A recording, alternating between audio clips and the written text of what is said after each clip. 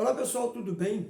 Esse vídeo é especial para você papai, para você mamãe e é claro para seus filhotinhos. Que tal falarmos sobre um dos eventos mais importantes da história humana, a Páscoa? E é claro, fazendo nossos links com grandes filmes que retratam esse período, esse momento tão importante na história humana e na história da vida cristã.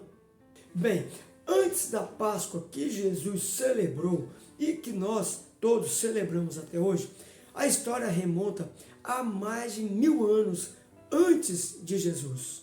A Bíblia é dividida em dois livros, o Antigo Testamento e o Novo Testamento. E é no Antigo Testamento que a Páscoa teve seu início, acreditem, exatamente no livro de Êxodo, que em hebraico quer dizer saída, imigração, palavras do mesmo gênero. E a história é exatamente assim. Deus pediu a Moisés que ele tirasse o povo hebreu, que era escravo no Egito há mais de 400 anos, e que os levasse para outro lugar, onde podiam ser livres. Deus queria libertar aquele povo hebreu e sofrido. Para saber mais sobre o assunto, assista o mais belo dos belos filmes de todos os tempos, Os 10 Mandamentos, com Charlton Heston, de 1956. Ai, que filme velho! Não quero não. Então você vai ver o mais recente, Êxodos, de Ridley Scott, de 2014, com Christian Bale. Também é muito bom. Uma nova roupagem para a mesma história. E toda essa história está no capítulo 12 do livro de Êxodos, quando Deus deu a Moisés a missão de levar o povo hebreu, que era escravo, em direção à terra prometida de Canaã, que fica do outro lado do Mar Vermelho. Só que o faraó do Egito, o dono da coisa toda, era um malvadão e não queria libertar ninguém. Claro, eles eram escravos, e escravo trabalha de graça, não tem nem final de semana. Moisés sempre ia ao faraó presencialmente, pessoalmente, pedir essa libertação, mas não tinha jeito, o faraó não abria mão. Deus então, ajudando Moisés, lançou 10 pragas ao Egito, tentando convencer o faraó a libertar aquele povo. As pragas eram diversas, eu não vou lembrar de todas, mas por exemplo, fez o rio Nilo virar sangue, choveu sapo, teve chuva de gafanhoto, nada. O faraó disse, quem manda aqui sou eu e eu não vou libertar ninguém.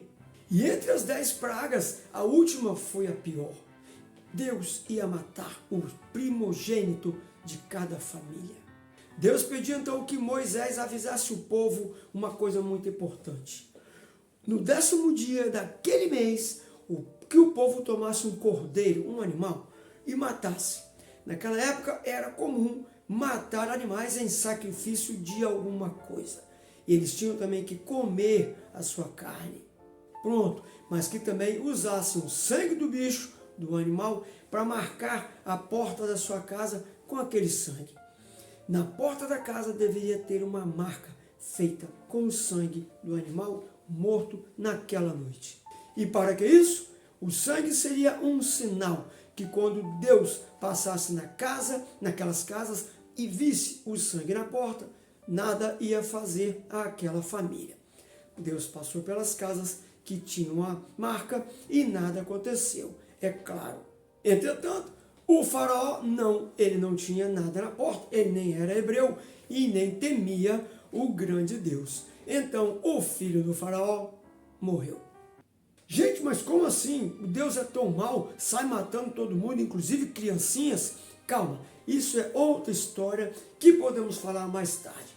Por agora, entendo assim, e entendo o que? O Antigo Testamento mostra um Deus diferente do que temos hoje, exatamente por isso que Jesus veio nos dizer coisas novas. Mas isso fica para depois, não dá para falar. Eu peço a você que deixe nos comentários se seria interessante tocar nesse assunto. A gente traz algum filme que fala e a gente desenvolve. Pois bem, com a morte do filho do faraó, o faraó viu que Deus de Moisés era mesmo poderoso e então decidiu libertar o povo hebreu. E exatamente aqui, há mais de 3000 anos, teve início a Páscoa, que quer dizer passagem, a passagem do anjo de Deus por aquelas casas marcadas pelo sangue do Cordeiro.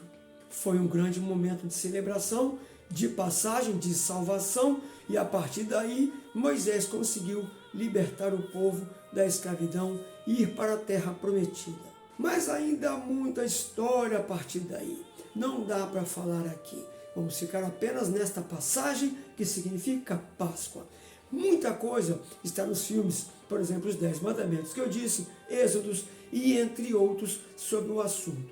Todos vão contar a mesma história. Bem, essa Páscoa ou passagem que Deus fez pelas casas foi o que marcou o início dessa grande celebração tão linda que temos até hoje. Foi o princípio de tudo. A partir daí, os judeus continuaram a celebrar esse momento e essa passagem, isso se espalhou pelo mundo.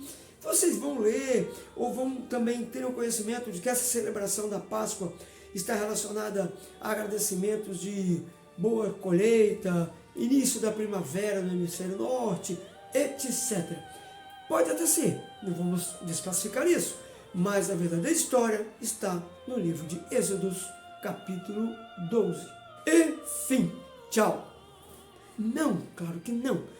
Jesus celebrou exatamente a Páscoa judaica, que os judeus celebraram há tanto tempo atrás por conta daquela passagem. Ou seja, Jesus veio, não mudou nada, não mudou lei nenhuma, manteve exatamente o que Deus disse a Moisés para fazer.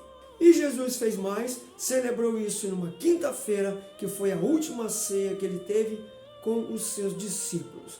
E vejam que nesse momento Jesus iniciou duas coisas muito importantes.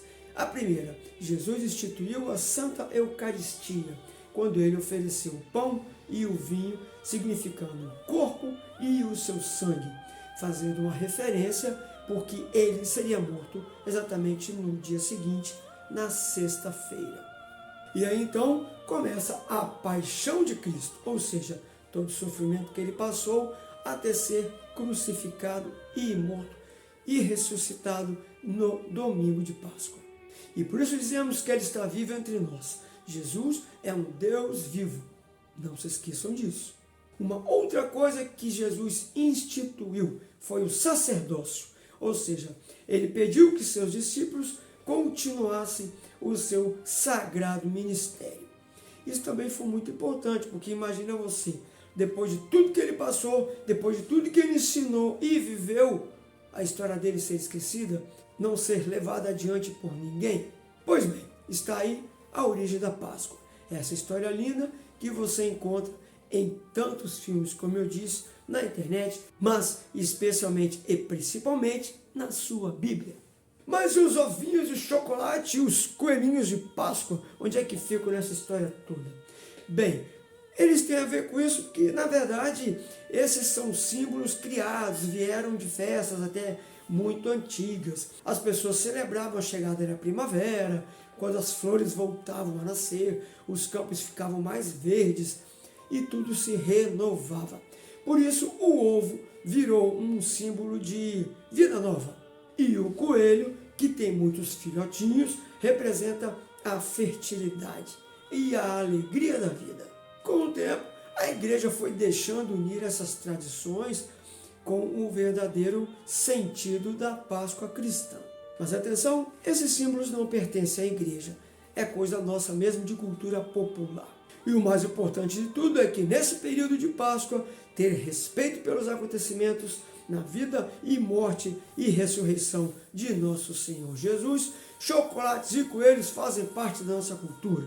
Mas a história é mais linda do que qualquer outra coisa que se possa imaginar. O vídeo ficou muito longo, vamos ficando por aqui, desejando a você uma feliz Páscoa sempre.